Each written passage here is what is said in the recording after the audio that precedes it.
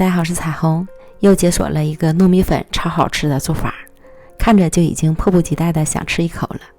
简单零难度，看一遍就会哦。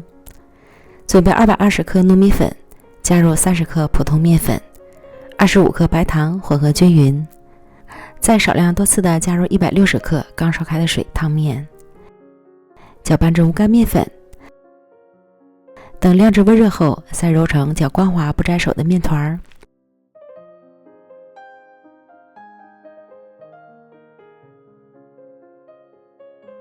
先放一旁休息一会儿，接着准备80克奶酪碎，加入40克甜的玉米粒儿，混合均匀。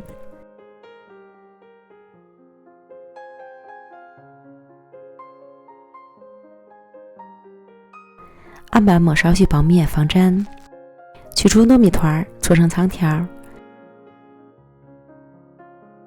平均分成12个大小均匀的面剂。取一个面剂捏成小碗状，其他的要记得盖好，防止风干。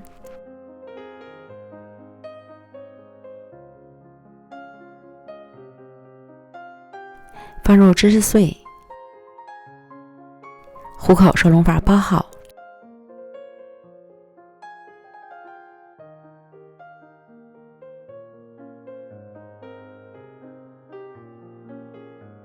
再轻轻揉圆，这样一个饼坯就完成了。依次将剩下的全部都做完，电饼铛开小火预热，刷宽油，放入小饼生坯，一面捞至变色后翻面，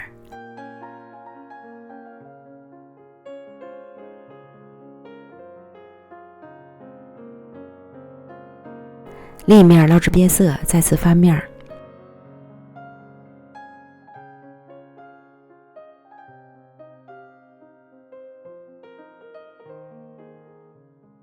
反复多翻几次面，使小饼上色均匀，直到捞至两面金黄，按压下去软软的，就是熟透了。